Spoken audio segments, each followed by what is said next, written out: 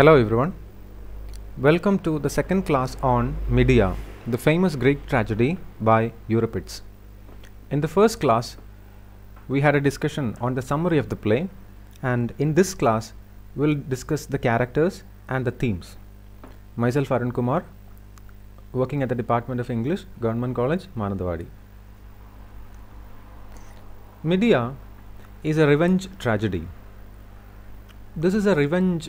In this revenge tragedy, the revenge is brought about by the woman character Medea.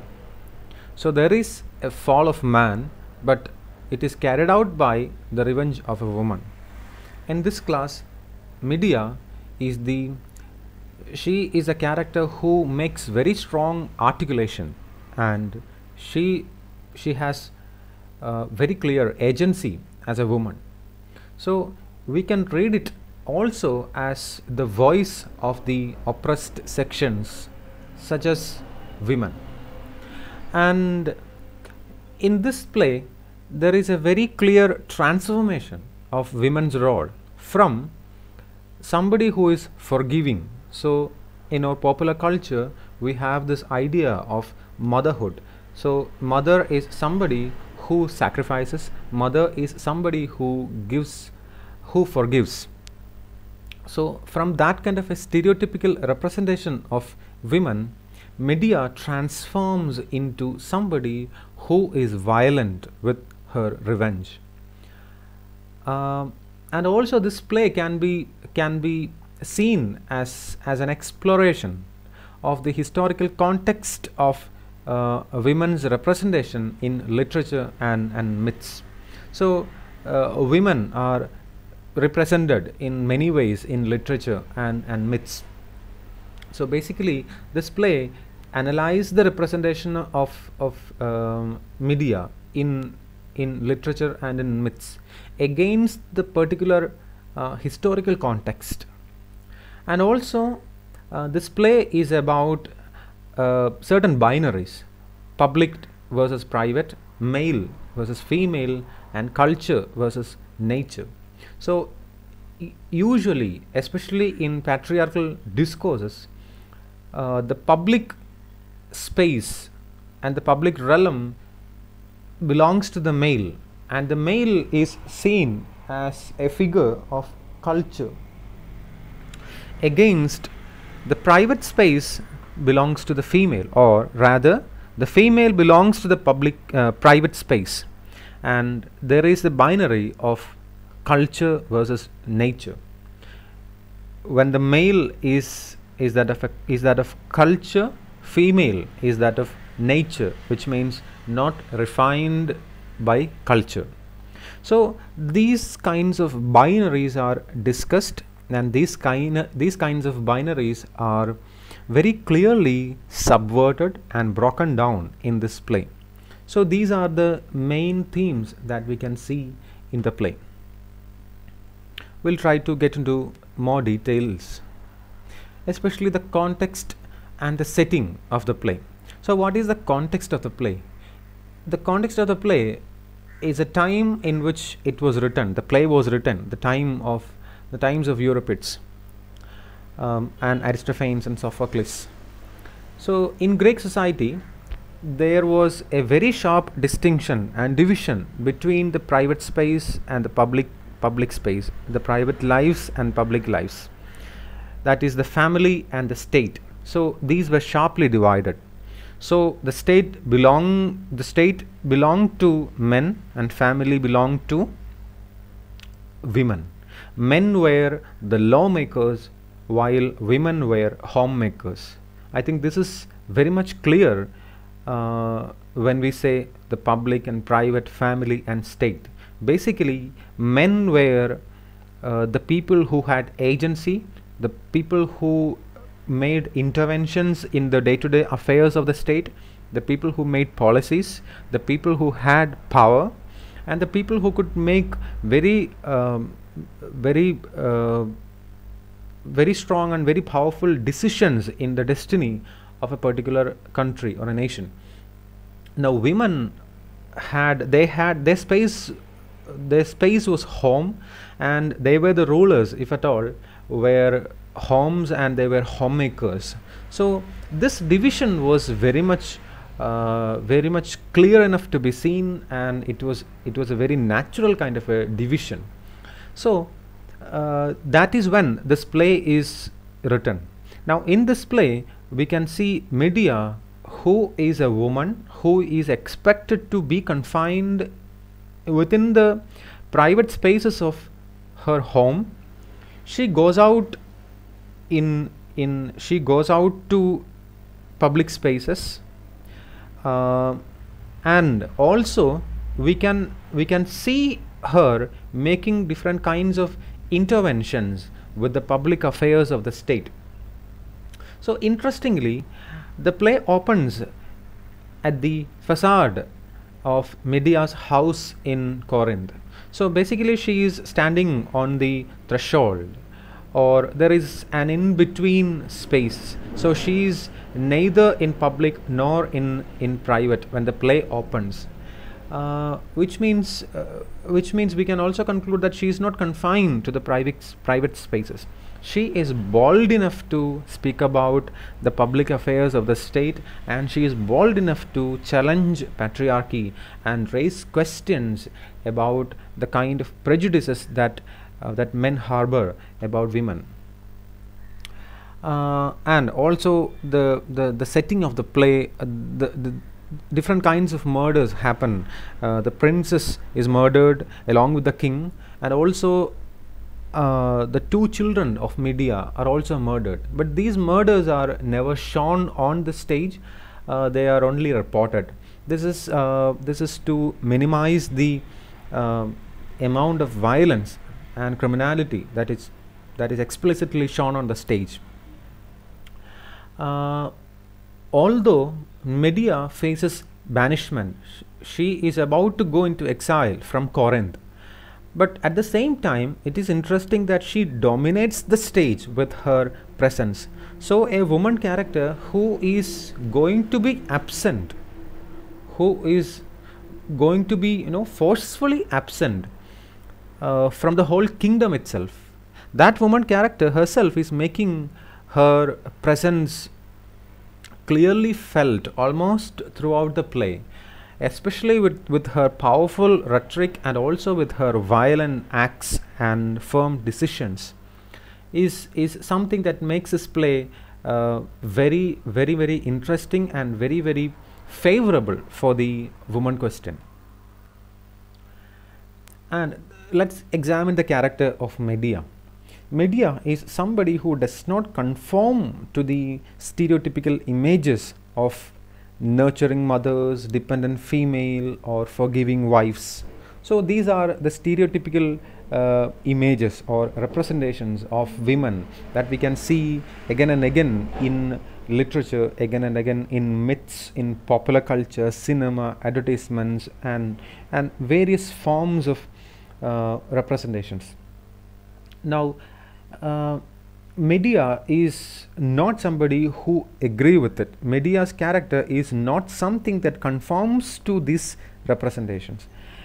For example, nurturing a mother. So all these representations, whether it be nurturing mothers, dependent female, forgiving wife, or sacrificing woman, these representations are very conscious creations by patriarchy so that women remain under control. So Medea does not conform to these. She is not a nurturing mother in the sense that she kills her two children. She is not a dependent female in the sense that she does not depend on Jason. She does not depend on Creon. Rather, she is on her own. She makes her own decisions, and she has the agency to carry out those decisions, to implement those decisions. And also interestingly, the stereotype about forgiving wife. So a wife is, who is a wife in as per patriarchal norms? Who is a wife? A wife is somebody who forgives everything, who sacrifices everything. Now Medea is not a forgiving wife. She is very much rebellious. She is very much protesting against the unjust ways in which she was treated by her husband Jason. So the reason why she protests is the fact that she was brought from her own kingdom, Colchis, by Jason as a wife, and now that they are in Corinth, they are in Corinth, and now that Jason has married a new woman, a younger woman, and the king's daughter, princess. Now that the situation has changed, Medea is completely abandoned. So she cannot bear with this absolute lack of truthfulness. So she feels herself betrayed and cheated. Now, so she is not a forgiving wife for the sake of her husband. So she decides to take her revenge. She presents herself rather than being represented by the male as the other. So the whole play is about Medea. So Medea is a central character of the play from the point of view of Medea. That is the important point.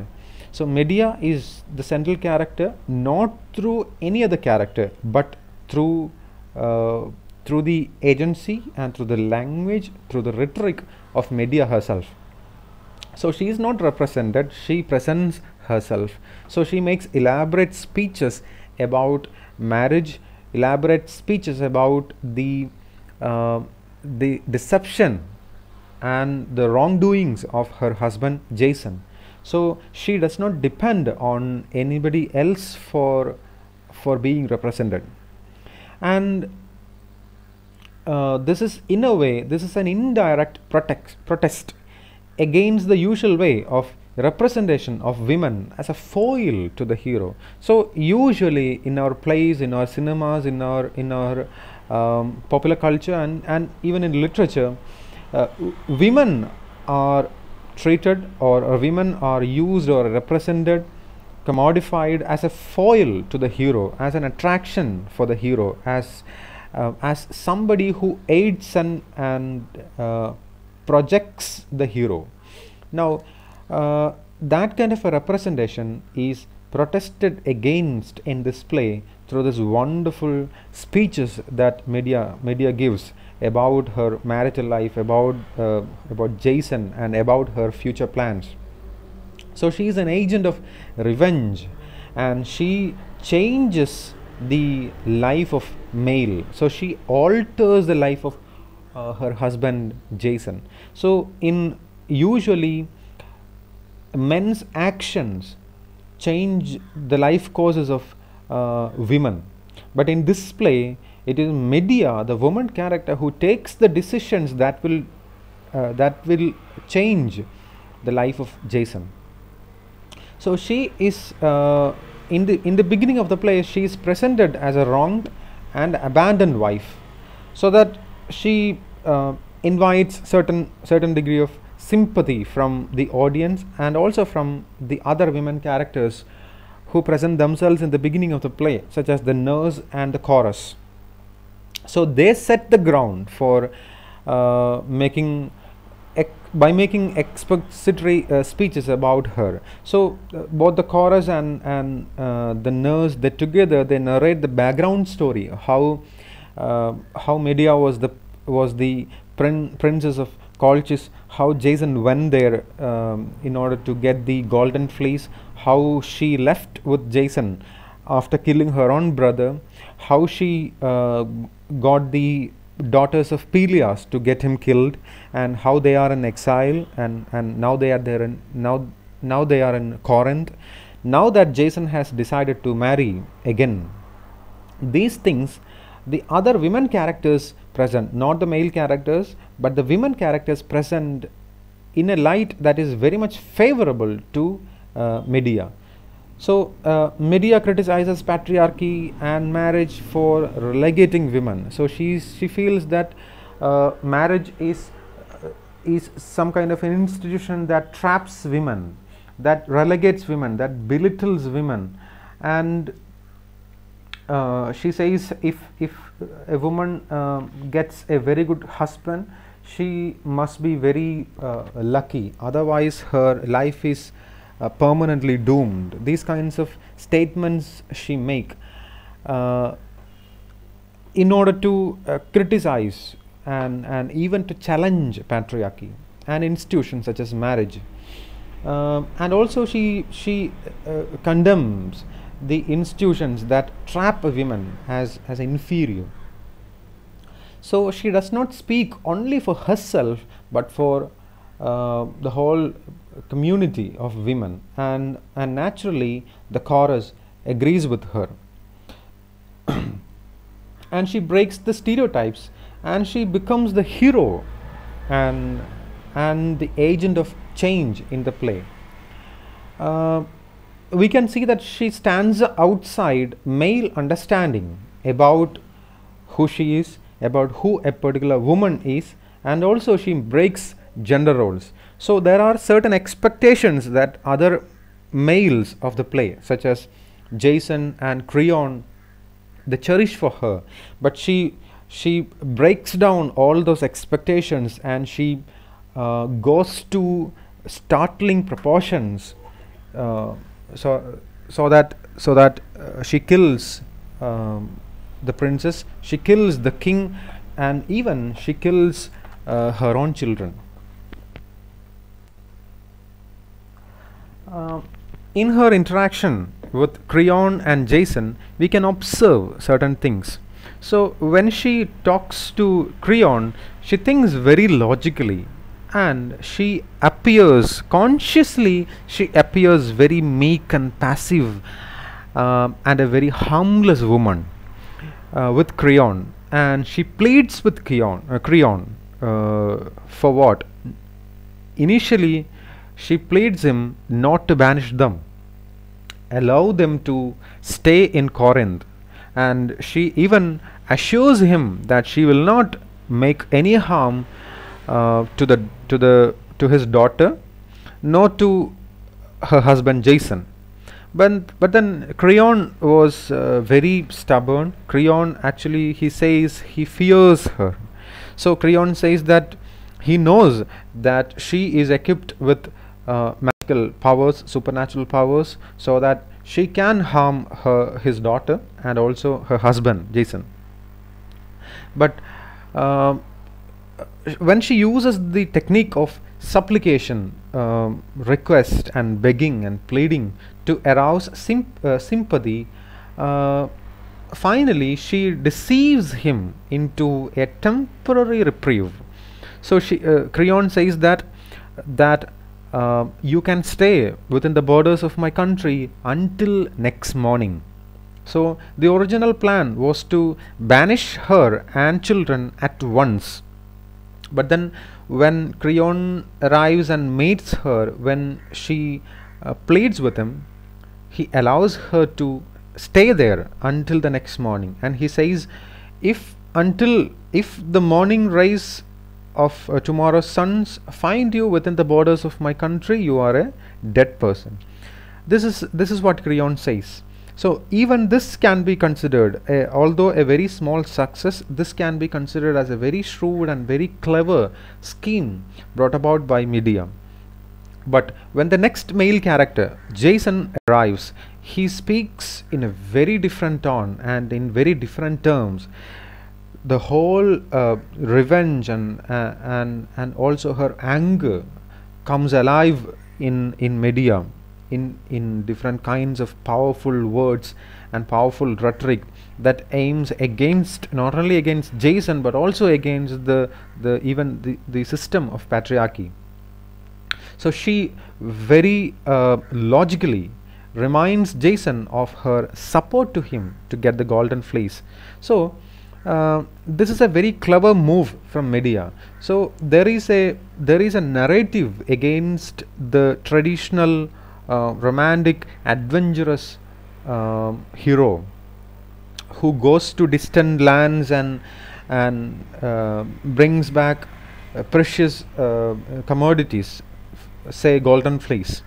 Now this whole journey, the whole voyage in ships or on land, and the fights, the wars, all these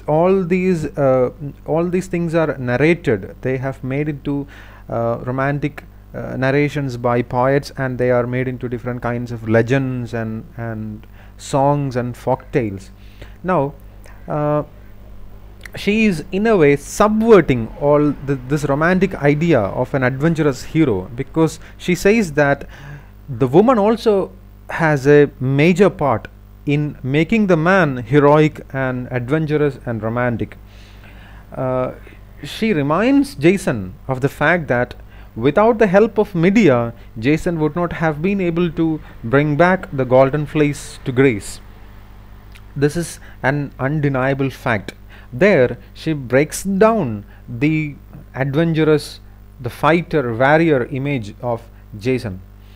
And also, thereby she is questioning the ethics of a traditional male hero who denies women equal rights as partners. So we can see whether in military, whether in war or in marital life, men are denying the women equal status and equal rights as partners. At the end of everything, Medea's contributions are completely forgotten, and Jason emerges as the hero who brought back the golden fleece. This narration is something that Medea criticizes, and she turns it upside down and she breaks it down completely by saying that I too have a part in it. Without the help of me, you could not do it. So this is basically a very very strong and very powerful act of subversion, as we can see. And Medea has something that we call the androgynous self. So what is it? What is androgynous self? It is a self that is both feminine and masculine. So we can observe this the elements of femininity and masculinity in Medea in many occasions of the play. She invites sympathy on the one hand, and on the other hand, simultaneously, she rebels against patriarchy. So she is this very passive female, this sympathy inviting, sympathy arousing, meek kind of a female, and at the same time she is a very bold warrior like figure who raise her voice against the injustices done to her. So on the one hand, she is a very typical kind of a female who complains meekly, but on the other hand, she is very masculine and she rebels against patriarchy. She raises her voice. So, and this can be seen even in her choice of weapons. In order to kill the princess and the king, she sends dress and tiara, which are very feminine objects. But then, in order to kill her children, she uses sword. So she is using both kinds of weapons, dress and tiara, as well as sword, womanly as well as manly weapons. And her monologue about the mental conflict to kill the woman. So she gives a very elaborate speech when she makes the decision to kill her children. On the one hand, we get it very clearly that she is undergoing a conflict in her mind. So one part of her mind says that she must take revenge. She must avenge her wrongdoers like Jason and Creon by killing her children. But the other part of her mind, which is very, very feminine, says that she must be a very good mother, she must be a harmless mother at least, and she must not kill the children, and she must save them. After all, what have they done? They have not done any harm to anybody, so she must not kill them. So this conflict of a feminine self as well as a masculine self is happening within Medea is something that we can see very clearly from the play, especially from the long elaborate monologues that she gives. And also this idea of a child killing mother. So she makes herself a child killing mother, and the very idea and the very image of a child killing mother, it completely destroys and it completely negates the definition of motherhood, since motherhood is a patriarchal notion. So mother and motherhood are very patriarchal notions that that the men folk cherish, and they preserve in order to keep the women under control. So Medea does not conform to the idea of motherhood. So motherhood means a nurturing mother, a mother who protects her children, a mother who would never harm her children. But in this play, Medea consciously takes, although with different kinds of conflicts, internal conflicts, she takes the decision to kill her two children, and she kills them. Now this image that she makes out of herself, which is it is not an accidental image, she makes the conscious decision, and that image itself is a challenge against the patriarchal notion of motherhood. And in the final scene, she transcends the male female binary. So at the end of the play, what we see is a Medea who is seen sitting on a chariot above the rooftop, and this chariot is pulled by dragons. So she is we cannot strictly call her either a male or a female in that final scene. She transcends this male female binary, and she becomes a supernatural or a superhuman and a hero like figure. So this is something that we can see at the end of the play. So Medea is a very consciously built character. So she is not a victim of circumstances. She makes circumstances for herself, and she alters the lives of other people very consciously and very powerfully. And also there is this chorus. The chorus consists of 15 women from Corinth. So the chorus itself is also a representation of women. From the very beginning of the play, they respond to the different speakers of the play, including the nurse, including Medea, including Jason and Creon. Chorus respond to each and every one of them. But at the same time, the chorus identify themselves with the plight of Medea as a foreigner and as abandoned. So there is one difference between the chorus and Medea. Medea is a foreigner.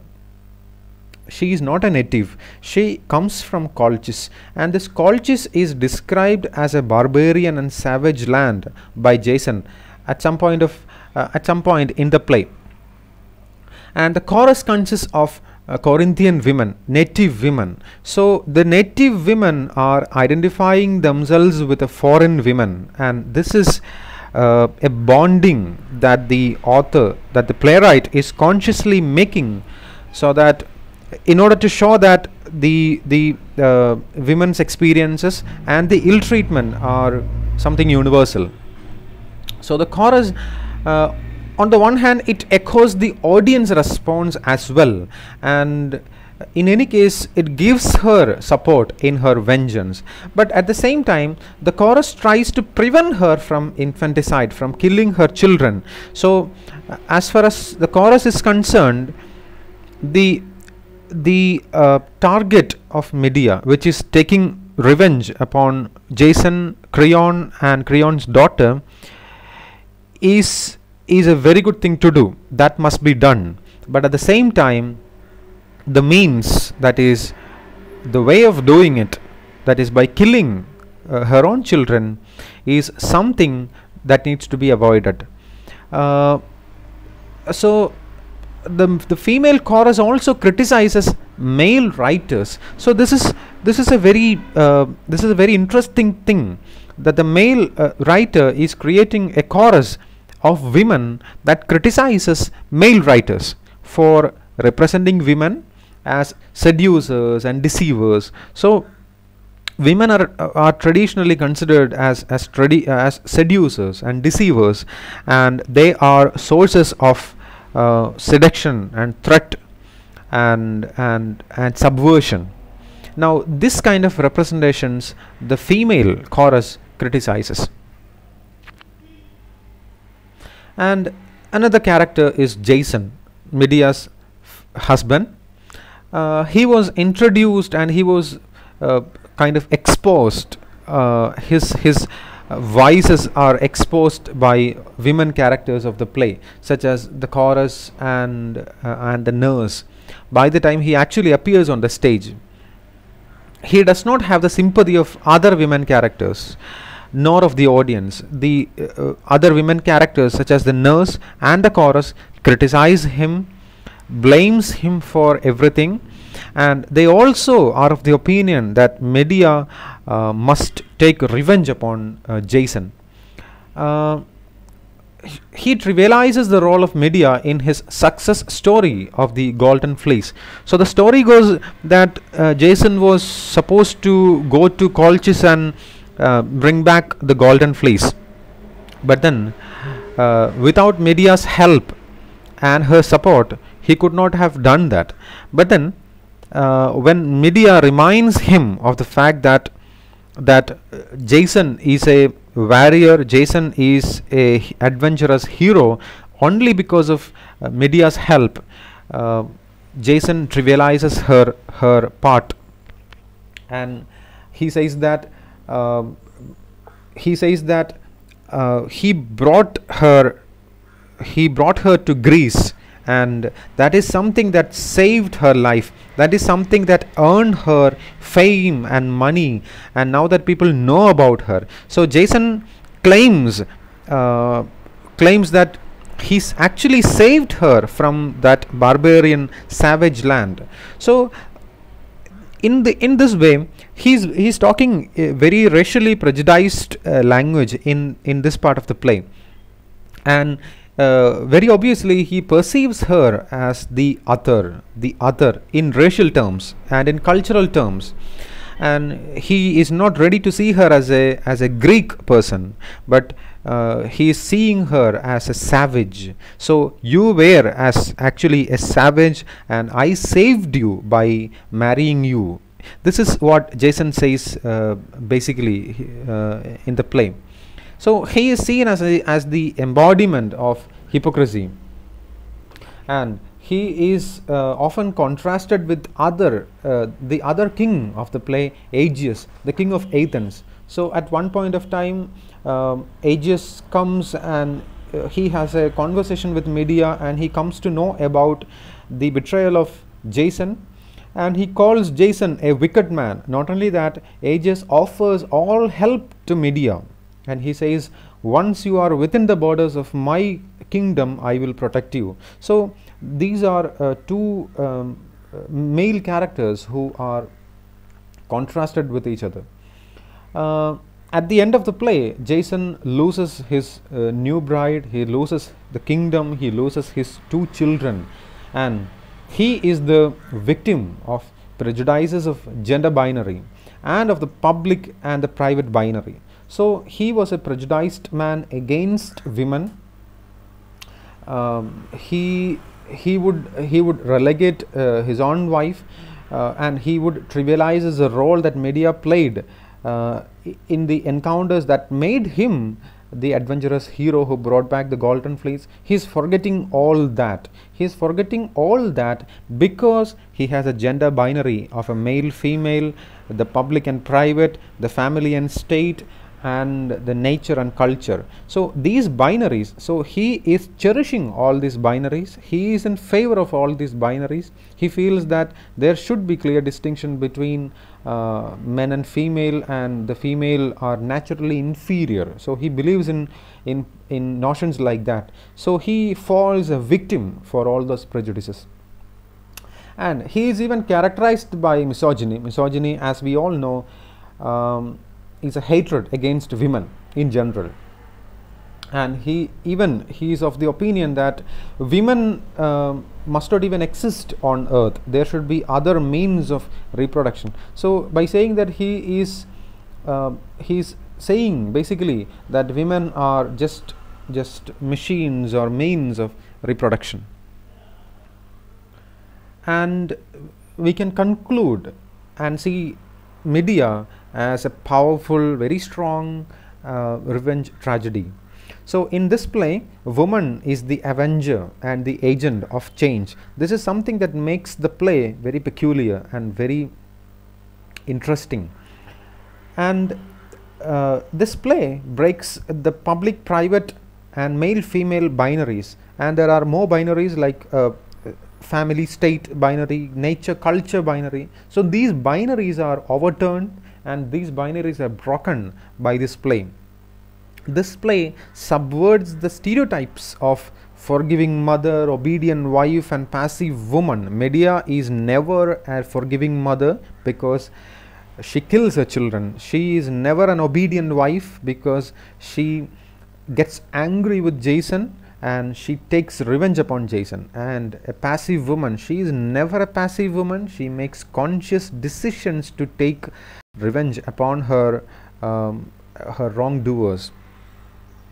And in this play we can see woman who challenges and criticizes patriarchy openly. And it is very interesting that Medea, the central character of the play, she dominates the stage. She stays there for quite a good length of time. If you consider the length of the play, she is there almost always. So she criticizes patriarchy, she makes elaborate speeches upon patriarchy, and she challenges patriarchy. And she also criticizes marriage as an institution that represented women as inferior, and also that traps women into the private world. So Medea is not ready to be confined into the private spaces. She is daring and she is bold. She goes out, although she does not go out on stage in terms of the location of the play, but then she goes out in terms of temperament and in terms of her boldness. And in this play we can see the rebellion of woman against her representation as the racial other. So when Jason says that you were a savage, you were a barbarian, you belonged to a barbarian tribe of people, and it was me who saved you and brought you back to the cultured place such as the Greece. Now Medea is very much angry, and she is very much up against this particular racially prejudiced representation of Medea as a foreigner, as a racially inferior other. And on the whole, we can see this play as a play of powerful articulation and also the agency of woman. So the agency is basically the capacity to bring about change. So Medea is a woman with tremendous agency. She makes conscious decisions. She makes even decisions that are painful even for her, like killing her children. But then those decisions are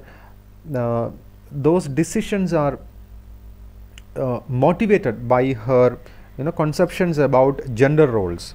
So she sees very much clearly of the fact that her rights have been violated as a woman. So she is consciously deciding to take revenge upon her husband, and not only that, she is making a decision to cut all possible bonds that she has with Jason. And in a way, that is killing her children can be seen as a way of cutting all bonds with Jason. It can also be seen like that. Anyway, it is that act of infanticide is deepening the tragedy of Jason. So the play is basically the wonderful rhetoric, the powerful articulation, and also the ability to bring about change of woman. Thank you for listening to me. Thank you.